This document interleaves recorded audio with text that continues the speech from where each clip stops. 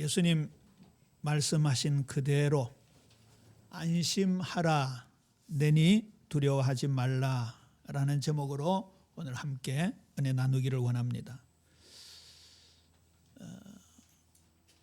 제자들이 작은 어선을 타고 이 갈릴리 바다를 건너가는데 예수님이 그 배에 동행하실 때가 있었고 그렇지 않을 때가 있었습니다. 오늘은 마침 예수님이 그 배에 동행하지 않으셨습니다. 그 사건 기억나시죠? 예수님은 배 고물에서 주무시고 계시고 제자들이 막 광풍 때문에 파도 때문에 두려워할 때 예수님을 막 깨웠습니다. 그때 예수님이 바다를 잔잔케 하시는 사건이 있었잖아요. 그런데 오늘은 예수님이 계시지 않으셨습니다. 우리 인생은 항해와 같지요. 옛날 스페인 출신의 그리스 철학자였던 세네카는 인생은 항해와 같다 그랬습니다. 영국의 대문호 셰익스피어는 하나 더 붙였습니다. 인생은 불확실한 항해와 같다. 확실히 우리 인생은 잔잔할 때도 있고 평안할 때도 있는 반면에 우리에게 큰 환난이 태풍 같은 어려움이 몰려올 때가 있습니다. 그런데 우리 주님 예수님이 함께 하시는 우리 인생의 항해는 안심하라 내니 두려워하지 말라라는 말씀이 이루어지는 참된 평안의 항해가 될 줄로 믿습니까? 그러면 마지막 절에 보세요. 이에 기뻐서 배로 영접하니 배는 곧 그들이 가려던 땅에 이르렀더라. 목적지에 이르게 되는 이런 아름다운 결과를 가지고 오게 되는 거예요. 우리 성도님들 오늘 함께 하신 여러분들의 환경은 어떤 환경입니까? 환경에 따라서 이 삶의 패턴이 질이 완전히 달라집니다. 때로는 사상까지도 달라질 때가 있습니다. 제가 그 스페인에 갔을 때 스페인 현지 분들이 전 세계에서 무지개 색깔이 가장 아름답게 뜨는 곳이래요. 그러면서 자랑을 하더라고요. 피카소 아냐고. 피카소 알지. 피카소, 달리, 미로, 그리고 유명한 건축가 가우디, 이런 유명한 화가들이 스페인 출신, 이탈리아 출신들이 많다는 거예요. 늘 선명한 색채를 보고 자랐기 때문에 이 색에 대한 감각, 디자인에 대한 감각이 뛰어난다는 거죠. 반면에요, 북구라파 사람들, 북유럽의 사람들은 저녁만 되면 일찍 다 퇴근하고 집에 들어가 버리거든요. 5시쯤 되면은요, 독일 같은 데 사람이 잘 다니질 않아요. 그리고 영국 같은 데 넓고 무리하고 그렇잖아요. 그러니까 깊이 사색합니다. 생각합니다. 그러다 보니까 어떤 사람들이 많이 나와요? 철학자들이 많이 나와요. 철학자들. 우리가 어떤 환경에 사느냐에 따라서 이렇게 인생이 달라진다고요. 그러면 답이 딱 나오죠. 우리 인생의 항해에, 우리 가정에, 우리 산업 현장에, 우리 학업 현장에, 우리 자녀들 양육 현장에 우리 주님 예수님이 주인 되어지는 최고의 환경 되어지게 되기를 주님의 이름으로 축원합니다. 그리고 오늘 예수님이 안 계시니까 이 제자들이 두려워했습니다. 그래서 저는 서론에다가 어떤 공포를 가지고 있느냐, 그런 질문을 한번 드려보았습니다. 제가 한 30년 가까이 됐나요? 두류공원 도서관에서 이 정신과 책을 한번 이렇게 살펴보았습니다. 그때 그 정신치유에 좀 관심이 있었습니다.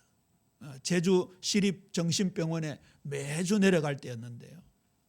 그때 제가 깜짝 놀란 게요, 무슨 공포증이라고 있잖아요. 땡땡 포비아. 이게 500가지가 넘죠. 500가지. 이야, 별 공포증이다 했어요. 삼각자 공포증도 있어요. 삼각자. 노란색 공포증도 있고요. 그때 제가 본 공포증 중에 목사로서 제일 안타까웠던 공포증이 설교 공포증이 있어요. 여기 공포증이라는 말은 사람들이 본능적으로 두려워하는 거 있잖아요. 높은 데 가면 이렇게 좀 사람이 좀 짜릿짜릿하고 이래 조심하죠. 이번에도 중국 여자 한 분이 인생샷 찍는다고 절벽에 있다가 떨어져 죽은 사건이 있잖아요. 그런 경우에는 조금 더 이상하죠. 그렇죠? 약간의 공포심이 있어야지. 우리 사람 몸이 이렇게 외부적인 독이 들어올 때라든지 또 상처가 나면 반응을 하듯이 그런 게 있어야 되죠. 그런데 여기서 포비아라고 붙일 만큼 공포증은요, 막 심장 박동이 되고 호흡이 가빠지고 혈압이 오르고 병적인 걸 말해요. 결국은 정신과에 가야 되고 결국은 입원해야 되죠. 그렇게 되면 어떻게 될까요? 삶의 질이 형편없게 되는 거예요. 우리 인생은 만물의 영장으로 이 우주 만물을 정복하고 다스리고 그런 축복을 받았음에도 불구하고 전혀 그런 축복을 못 누리고 사는 거예요. 오늘 옛날 생각이 나서 다시 한번 구글링을 해봤는데요. 지금은 1000가지쯤 되는 것 같아요. 1000가지. 그때 제가 본 책이 벌써 옛날 책이었으니까 그건 한 50년 전 책이겠죠. 요즘은 무슨 공포증까지 생긴지 아세요? 파일 삭제 공포증, 게임 버그 공포증. 이거 누가 당하는 공포증일까요? 애들이 당한 거. 별 희한한 공포증이다. 별 희한한 공포증. 오늘 이 제자들이 두려워하는 가운데 예수님이 함께 하셔서 그들에게서 공포심이 사라지고 안정적인 참된 축복이 임했다 그 말이에요. 혹시 누구에게도 말 못하는 그런 공포증, 두려움이 있습니까? 오늘 우리 주님 예수님 때문에 모든 공포, 두려움, 불안, 걱정, 염려에서 완전 해방받는 은혜가 있어야 될 줄로 믿습니다. 그게 오늘 주님 주신 말씀의 정말 귀한 목적이에요. 그럼 한번 정리해 보자고요. 우리는 무엇에 두려워하고 있습니까? 하나님께 추방받은, 다시 말해서 원죄를 가진 아담 이후의 후손들인 인생들은 원죄적 두려움을 가지고 있습니다. 창세기 3장 10절은 선악과를 따먹은 원죄 사건 이후에 벌어진 모습인데요. 아담아 아담아 내가 어디 있느냐 물으셨습니다. 이 말은 하나님이 못 찾으셔서 숨바꼭질 하다가 못 찾으셔서 내가 어디 있느냐 물으신 게 아니고 아담의 영적인 위치를 물으신 거겠죠. 아담아 아담아 내가 어디 있느냐. 그때 아담이 이렇게 대답합니다. 내가 동산에서 하나님의 소리를 듣고 내가 벗었으므로 두려워하여 숨었나이다. 범죄한 이후에 벌거벗어서나 부끄럽지 않던 아담과 하와 사이에 무화과 나뭇잎으로 만든 치마가 들어왔습니다. 여기 치마는 스커트가 아니고 이 에이프런 같은 앞치마 같은 그런 겨우 가리는 정도지. 그걸 우리가 보통 신학에서 가린다 해서 커버링이라 그럽니다. 그 다음에 오늘 보세요. 나무 사이에 숨었으니까 하이딩, 커버링, 하이딩. 그 다음에 첫 아들 가인이 동생 아벨을 죽입니다. 살인, 킬링. 이게 사람의 원죄적 속성입니다. 가리죠. 그리고 숨지요. 두려워하는 겁니다. 대인공포증, 대인기피증. 창세기 3장의 원죄적 속성입니다. 이거 해방받아야 됩니다. 해방받아야 됩니다. 특히 전쟁에서 승리했는데 두려움이 몰려옵니다. 희한하지요. 모세에게 하나님 나타나셔서 아브라함에게 하나님 나타나셔서 아브라함아 두려워하지 말라. 이 말은 아브라함이 지금 두려워하고 있었다는 얘기겠죠. 그 14장에 소돔 고모라를 가병 318명을 거느리고 가서 물리치고 난 뒤였습니다. 신이 내린 목소리로 추앙받는 조수미가 이 무대 뒤로 돌아가면 그렇게 공허하대요. 그렇게. 세계적인 찬사를 받고 커튼콜을 얼마나 많이 받았겠습니까? 그런데 허무하기가 이럴 데가 없다는 거죠. 이건 거의 모든 연주가들의 공통적인 고백입니다. 왜 그럴까요? 하나님이 우리의 만족이 되지 않기 때문에 그렇습니다. 아브라함아 두려워하지 말라. 답을 주고 계시죠. 나는 내 방패요 너의 지극히 큰 상급이니라. 출애굽했습니다. 200만 대군이 가나안을 향해 진군해 나갑니다. 뒤에서는 바로의 애굽 군대가 600승의 대전차를 이끌고 그들을 따라왔습니다. 앞에는 넘실대는 홍해가 가로막혔습니다. 그 진퇴양난의 사이에서 이스라엘 백성들이 벌벌 떨었습니다. 그때 모세는 하나님의 말씀을 신탁으로 받아 그들에게 전달합니다. 너희는 두려워하지 말고 가만히 서서 여호와께서 오늘 너희를 위하여 행하시는 구원을 보라. 너희는 두려워하지 말라. 모세는 무엇을 믿었던 겁니까? 홍해가 있든지 말든지, 광야가 있든지 말든지, 사막이 있든지 말든지, 미디안, 아말렉, 강대국들이 있든지 말든지 하나님은 약속 그대로 우리를 가나안 땅으로 인도하신다는 그 언약 성취의 확신이 있었던 거지. 이 믿음이 없었던 이스라엘 백성들은 곧 멸망할 애굽 군대를 보고 두려워했습니다. 인류 역사에 전무후무한 홍해를 가르고 건너는 그 역사를 앞두고도 그들은 두려워했습니다. 너희는 두려워하지 말고 가만히 서서. 이거 아무것도 하지 말라 이 말 아닙니다. 주일날 일어나서 아침 일찍 예배당에 오셔야죠. 예배해야죠. 여기 가만히 서서 이 말은 나대지 말라 그 말이에요. 나대지 말라. 모세 사후에 그의 비석격이었던 여호수아가 갑자기 지도자가 됩니다.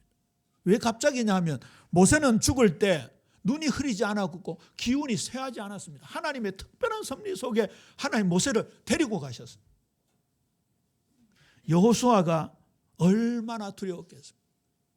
이 여호수아에게도 하나님이 말씀합니다. 내가 내게 명령한 것이 아니냐. 강하고 담대하라.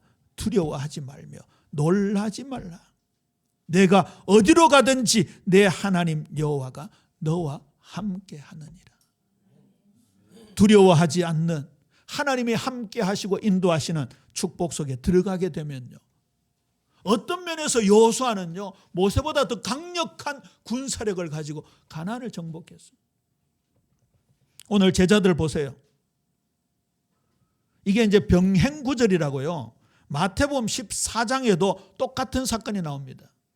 많은 기적들 중에 오병이어 보리떡 5개와 물고기 2마리로 2만 5천 명의 사람들을 먹였던 그 사건 이후에 똑같은 이 사건이 마태복음 14장에도 기록되어 있는데, 거기에 보면 제자들이 그가 예수님이 바다 위로 걸어오심을 보고 놀라 유령이라 하며 무서워하여 소리 지르거나 바다의 광풍과 유령을 두려워하고 있습니다. 이 사람들 유대교 배경에 하나님을 믿는 사람이고 예수님들의 직계 제자들임에도 불구하고 실존하지 않는 유령이라고 두려워하고 있습니다.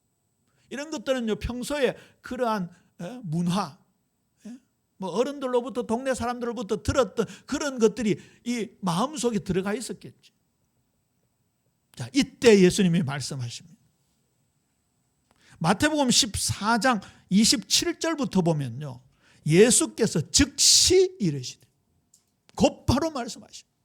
두려워 떠는 공포감에 젖어 있는 제자들에게 바로 말씀하십니다. 즉시 이르시되 안심하라, 나니 두려워하지 말라. 저는 한 구절도 놓치기 싫어서 이르시되 이것도 한번 잡아봤어요. 옛날 성경은 가라사대 이렇게 되어 있죠. 이르시되. 이르시되는 뭡니까? 예수님의 음성, 예수님의 말씀입니다. 우리가요 이 예수님의 말씀, 주님의 말씀을 들어야 돼요.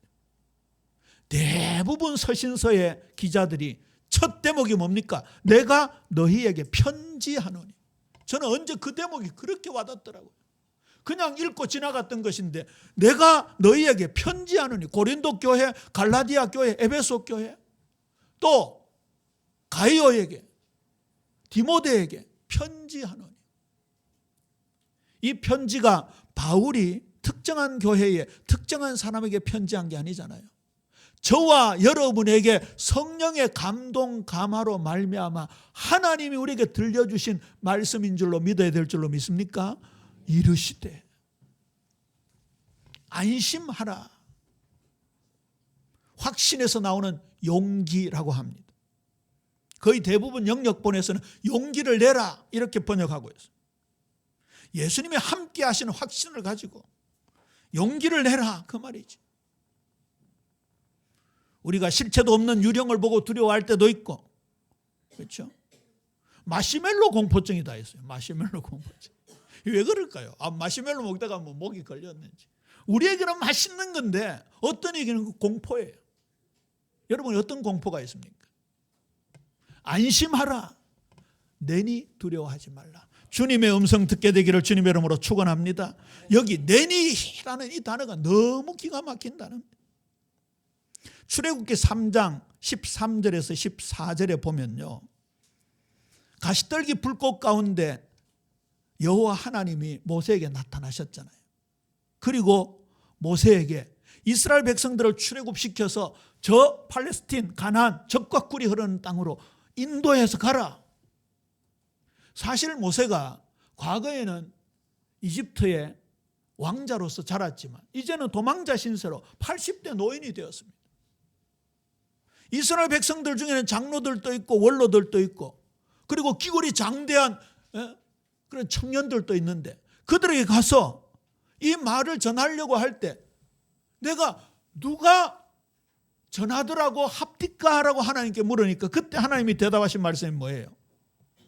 그의 이름이 무엇이냐 하리니 내가 무엇이라고 그들에게 말하리까? 하나님이 모세에게 이르시되 나는 스스로 있는 자니라. 이게 여호와라는 단어입니다. 사실 이 여호와라는 단어가 우리 하나님 이름이라고 생각하기 쉬운데요, 간단합니다. 뜻이요, 나다 이런 뜻입니다. 나다 이런 뜻입니다. 보세요, 예수님이 나다 그 말이에요. 나다. 이 구약은 히브리어라는 고대 이스라엘 언어로 기록이 되어 있거든요. 그게 이제 예수님 오시기 직전에 그 히브리어가 너무 어려우니까 당시에 통용되고 있는 코인의 헬라어라고 그리스어로 그 구약 성경을 번역을 했습니다. 그 번역한 성경을 70인경이라고 하죠. 거기에 보면 헬라어로 여호와를 뭐라고 번역했는가 하면 에고 에이미 그렇게 번역했습니다. 이게 헬라어입니다. 그런데 오늘 예수님이 내니 두려워하지 말 때 내니가 에고 에이미입니다. 그러니까 예수님은 곧 누구시다? 여호와 하나님이시다. 거기다가요, 이게 그냥 나다예요. 나다라는 한마디에 모세 끝. 복잡하게 분석할 필요가 없습니다. 우리가 나 자신도 잘 모르잖아요. 어떻게 우리가 하나님을 알겠습니까? 성경은 처음 첫 대목이 태초에 하나님이 천지를 창조하시니라. 우리는 하나님을 믿어야 합니다. 그렇잖아요. 분석할 대상이 아닙니다. 오늘 우리 박재동 집사님 유가족들도 오셨는데 나다. 태초에 하나님이 천지를 창조하시니라. 예수님이 우리를 너무너무 사랑하셔서 십자가에 못 박혀 죽으시고 우리의 죄와 저주, 저 지옥의 문제를 해결하시고 우리를 위해 속죄하신 예수님을 그냥 그대로 받으시게 되기를 권면합니다. 우리 고령 박씨 가문 후예들 한번 아멘 해보이소. 아멘. 옳지. 야, 감사합니다. 아멘. 두려워하지 말라. 모든 공포증을 이기는 말씀입니다. 지난주 사람의 계산하지 말고 하나님의 계산 방법으로 살아가자 했잖아요. 오늘 안심하라 내니 두려워하지 말라는 이 말씀으로 우리의 두려움이 해결될 때 예수님이 내 인생 항해의 주인이 되시는 거예요. 선장이 되시는 거예요. 나는 구원 열차 올라타고서 하늘 날아갑니다. 차표 필요 있어요? 없어요. 왜요? 주님 나의 차장 되시. 2절이 뭡니까? 나는 구원 방주 올라타고서 하늘나라 갑니다. 배 싹 필요 있어요, 없어요? 그 방주의 선장이 우리 주님이시기 때문에 그렇습니다. 자, 그러면 두려워하지 말아야 할 이유가 있습니다. 저와 여러분이 창조주 하나님의 소유가 되었습니다.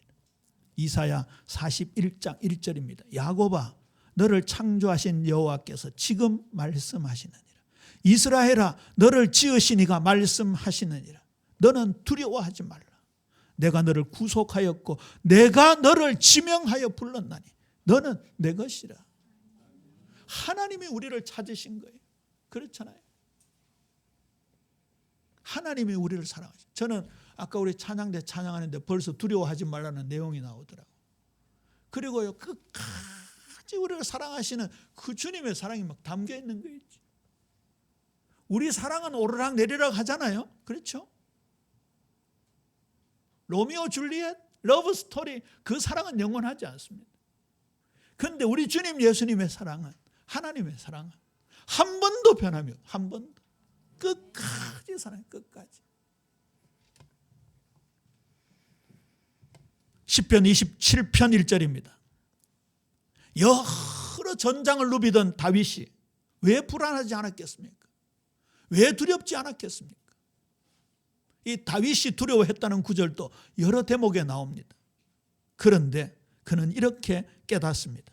여호와는 나의 빛이요 나의 구원이시니 내가 누구를 두려워하리. 여호와는 내 생명의 능력이시니 내가 누구를 무서워하리. 어둠 속에 다녀보세요. 두렵습니다. 그렇죠? 이상하게 본능적으로 두렵습니다. 그 어둠 속에 빛이 되시는 분이 여호와 하나님이시요 우리 주님 예수님이십니다. 영원한 지옥의 멸망 속에, 그것도 제일 밑바닥에 가야 될 죄인 중에 괴수인 저와 여러분을 구원해 주신 분이 우리 주님 예수님이십니다. 내가 누구를 두려워하리. 내 생명의 능력이시니 내가 누구를 무서워하리. 제가 장례 예배 때 그 말씀 드렸습니다만, 저는 목사니까 진짜 여러 번 임종을 경험했잖아요. 진짜 박 집사님 그렇게 평안한 모습 볼 수가, 그렇게 평안. 죽음이 두려우면요, 죽음의 사자가 달려오면요, 막 몸부림친다잖아요. 근데 천사가 집사님 영혼을 탁 안아가지고 천국의 하나님 품에 데리고 가는 그 장면 속에 평소에 가지 못했던 더 평안한 모습. 우리 집사님이 한 달 포 전에 제가 아파트에서 만났는데, 점잖으신 분, 참 점잖으신 분이. 우리 유가족들 아들들 보면 참 점잖아요. 교육을 외삼촌 되시는 허장로님이 진짜 우리 자형은 교육을 잘 시켰다면서 그러시더라.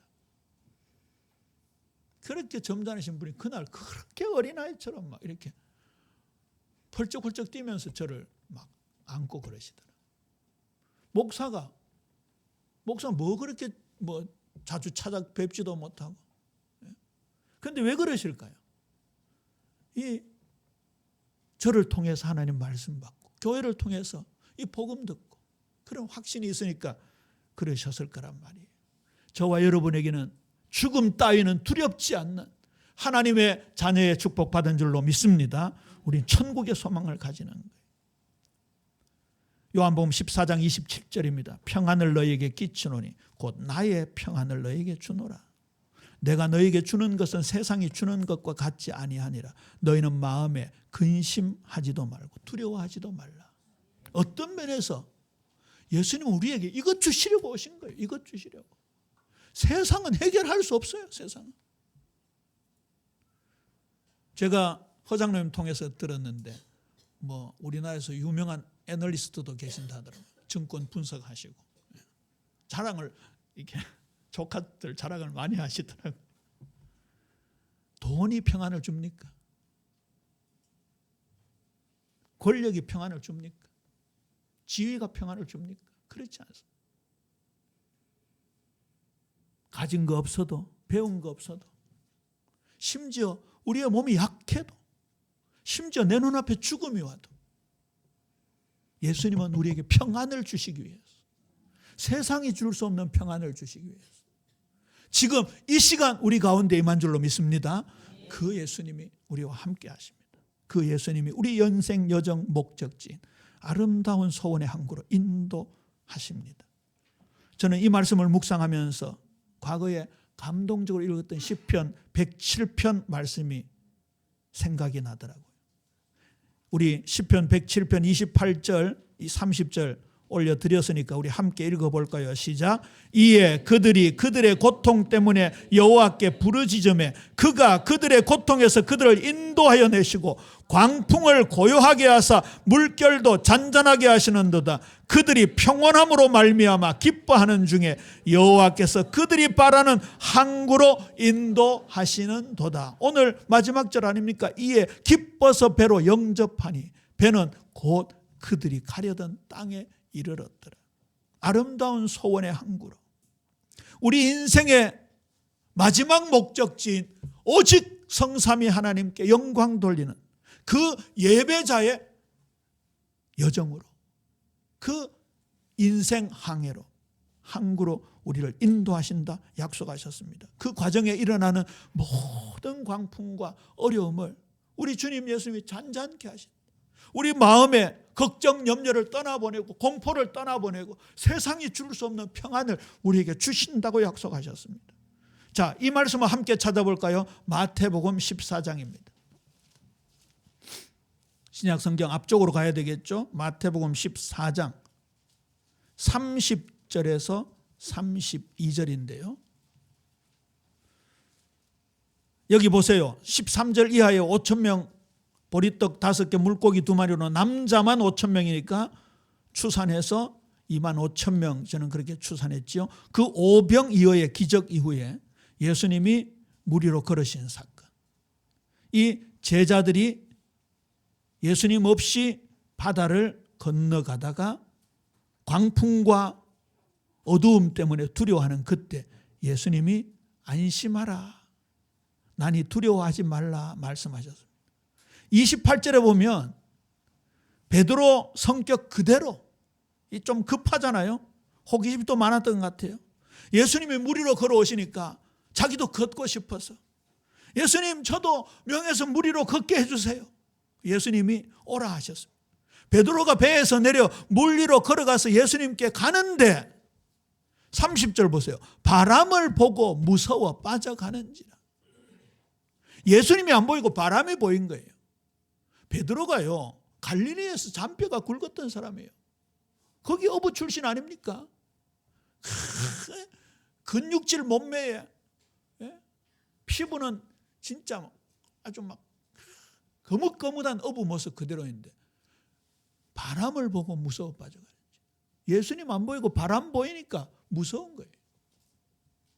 그때 우리 30절 함께 읽어볼까요? 시작. 바람을 보고 무서워 빠져가는지라 소리 질러 이르되 주여 나를 구원하소서 하니. 그게 오늘 결론의 두 번째입니다.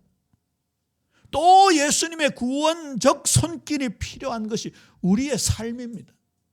이 말은요, 한 번 구원받아 하나님 자녀되는데 또 구원받아 하나님 자녀되는 그 말이 아니에요. 내 삶의 여정 속에 예수님의 구원적 손길이 필요한 것이 얼마나 많은지 몰라요. 전에 비유를 들었잖아요. 내 삶의 여러 형태의 현장들이 있다고요. 여러 종류의 일들이 있다고요. 인간관계가 있을 수도 있고, 경제활동이 있을 수도 있고, 개인적인 어려움을 당하는 영역들이 있을 수 있는데, 주일날 와서 예배할 때는 예수님은 주님이십니다, 구세주이십니다, 할렐루야, 메시아이십니다, 고함 지르고 아멘 해놓고, 월요일부터 가면 내가 주인이 되어 사는 거예요. 그러니까 두려울 수밖에 없죠. 예수님은 월화수목금토 365일 우리 일생 전체 주인 되기를 원하시는데, 거기에 내가 주인 되어 있는 곳에 바람을 보고 무서워 빠져가는지라. 그런데 여기에요, 기가 막힌 단어가 나옵니다. 주여 나를 구원하소서. 구조하소서가 아닙니다. 영어로 말하면 레스큐가 아닙니다. 물에서 건지는 건 확실히 구조잖아요. 그런데 그 단어를 안 쓰고 구원이라는 단어를 씁니다. 헬라어로는 소조, 영어로는 saving. 죄에서 구원해달라는 그 단어와 똑같습니다. 아들을 낳으리니 이름을 예수라 하라. 이는 그가 자기 백성을 그들의 죄에서 구원할 자이심이라 하니라. 예수님의 이름이 구원자라고 한다면 이거는 절대요 선택이에요. 절대입니다. 옵션 아닙니다. 절대입니다. 절대. 내가 나를 구원할 수 없습니다. 아마존 늪에 빠졌는데 어떻게 내가 나를 스스로 구원할 수 있습니까? 친구도 구원 못합니다. 차라리 가만히 있는 게 연명이라도 하지. 더 강력한 초인적인 능력이 있어야 거기에서 구원받을 수 있는 겁니다. 우리에게 분명히 지구 중력과 같은 운명이 작용하죠. 그러나 그것보다 더 큰 능력으로 잡아 올리면 올려지는데 그게 하나님의 능력이에요. 그게 예수님의 능력. 그걸 베드로가 믿은 거예요. 주여 나를 구원하소서. 우리 사랑하는 예비 성도님들, 오늘 참여한 우리 모든 가족들에게 삶의 곳곳에서 어떤 어려움과 힘든 일이 있든지, 또 때로는 불신앙이 있든지, 또래는 죄악 가운데 있든지 예수님의 구원적 손길을 다시 한번 체험하는 귀한 은혜 있어야 될 줄로 믿습니다. 그게 일어나기를 주님의 이름으로 축원합니다. 말씀을 맺습니다. 이에 기뻐서 배로 영접하니. 여기 영접이라는 단어 하니까 무슨 말씀이 떠오르지요? 영접. 요한복음 1장 12절.